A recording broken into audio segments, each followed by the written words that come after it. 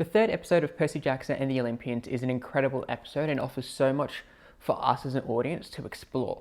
And today I want to take a look at how they deal with Medusa, her myth, and what she offers the characters and the story as a whole. Hi, my name is Alex Eagleton. I'm a poet and author, and I'm also hyperfixating on the Percy Jackson show that Disney Plus is currently showing. And we are continuing our deep dives with this look at Medusa. Now, before we go any further, I will offer a couple of warnings. Firstly, spoiler warning for the first 3 episodes of the Percy Jackson show. That much should be clear. The second warning is a content warning for sexual abuse and rape. It is relevant to the myth of Medusa, and so we will touch on it briefly. We won't be looking at it too much though, so feel free to skip ahead to this timestamp, and we can continue on our way. Let's start with having a look at how the show presents Medusa and her myth. Like all of the Percy Jackson media, they take Ovid's telling of her myth, not Hesiod's. The major differences here being Ovid was a Roman poet, Hesiod a Greek, but also in Ovid's telling, Medusa is turned into a monster, whereas in Hesiod, she is born a monster and one of the Gorgons. So what that difference means is that while yes, this is a show about Greek mythology, taking a Roman myth gives the story writers and the characters more room to work with, and that's exactly what they do. So let's actually take a look at the myth itself. We're not going to go too deeply because, well, it's not so much about the myth as to what she offers the show, but it's important to know nonetheless. The telling I will be briefly sharing is mostly Ovid's telling. Like all ancient poetry and all ancient mythologies, it's vague and inconsistent, but this is the general gist of what happened. When Medusa was a young woman, she dedicated herself to the goddess Athena. She took her vows and became a priestess, and amongst those vows included devotion and chastity and a couple other bits and pieces, and she very much devoted her life to Athena. We see, as consistent with all priestesses from the era, she made prayers, offerings, led services, was a bit of a guidance person to a lot of people who came seeking advice, and offered a lot of people as well as just renovating Athena above all the other gods. And then one day Poseidon came along and was like, I think you're really cute, and tried to seduce her. And it didn't really work out for him. She turned him down, was like, no, I'm devoted to Athena, this is what I'm doing. But he didn't take that for a no. And he later snuck into the temple and raped her.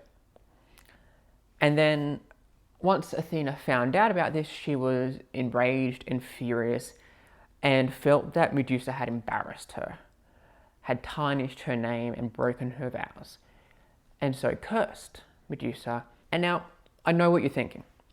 Alex, that's a bit fucked. Why is it that Medusa is being blamed and punished and not Poseidon? And that's an excellent question. I agree. There's not too much I can say, really. It's a Greek mythology. They always go about making sure that the gods seem more powerful and are right in whatever they're doing, and that humans are always wrong. But also noting Athena and Poseidon's antagonism, there was probably a threat of not actually being able to directly impact the other gods because it would have wider repercussions in the entire Olympian system. So instead of punishing Poseidon, Athena punished Medusa. And it's unfair, and it leaves Medusa as a victim and a survivor of both of these gods. And this is the story that they give us in the show. And it's a very apt telling because it's, apart from it being more pliable to a story, it's also the telling of Medusa that is most well known. And not only that, is most well received within popular culture. Medusa has become, over the last few decades, a symbol of feminine strength and resilience, and has been taken on by plenty of people who themselves are survivors of abuse. And for the show to perpetrate that myth and that telling of the myth is very good and it's very aware storytelling. They're aware of when they're making it and what the relevant tales and discourses are around the character. When we look at what Medusa actually does in the show, one of the most notable things she does as part of her manipulation of these characters is draw parallels between herself and our main characters.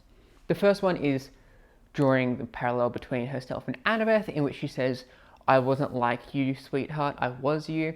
It's such an exceptional scene because through this telling we can see that Annabeth is starting to have a little bit of doubt. And Medusa planting those seeds and letting it foster is done for no reason other than her own goals, which is the embarrassment of Athena, right? She's just vengeful, right? We can figure that out pretty quickly. Medusa wants nothing but to upset the gods. So Medusa gets into Annabeth's head with this storytelling. And then she gets into Percy's head by drawing the parallels between her and Sally, saying that they've both been abused by the same monster and that they're both victims and survivors of Poseidon. And this causes doubt in Percy because he's like, my mother has never described him like that. And Medusa questions him, is she safe? And he goes, oh, no. And she creates this doubt and mistrust between these children and their parents. And for Percy, it's already something that exists, right? He's already very bitter and angry towards the gods and his father. And this is something that Medusa can see. But having this parallel between Sally and Medusa is so very impactful for us as an audience.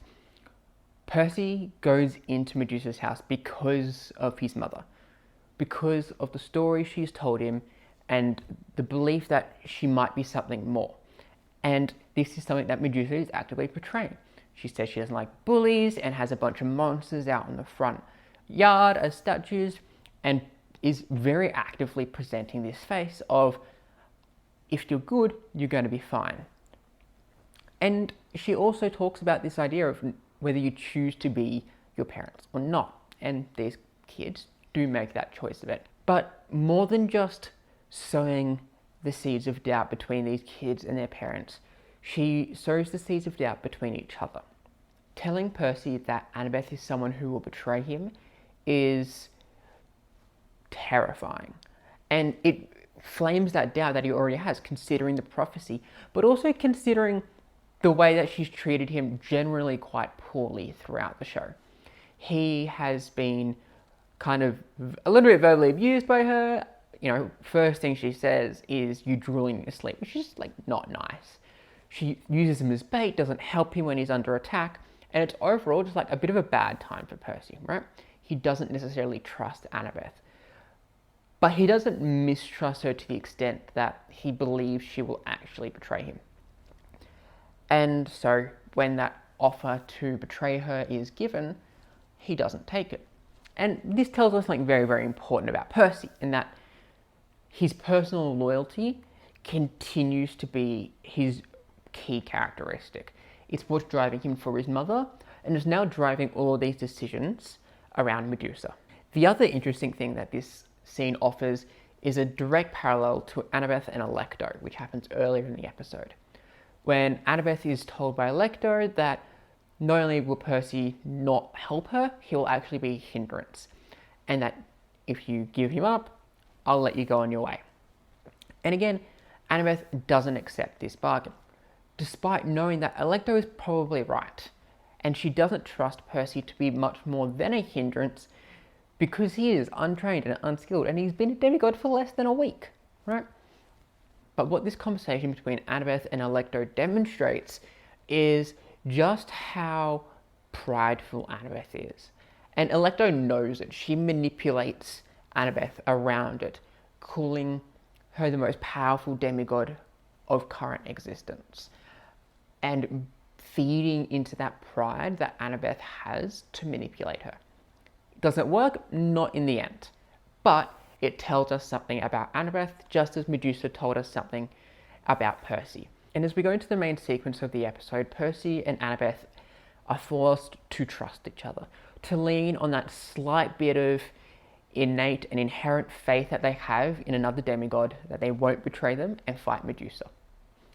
And they win, But Medusa doesn't necessarily go down without a fight.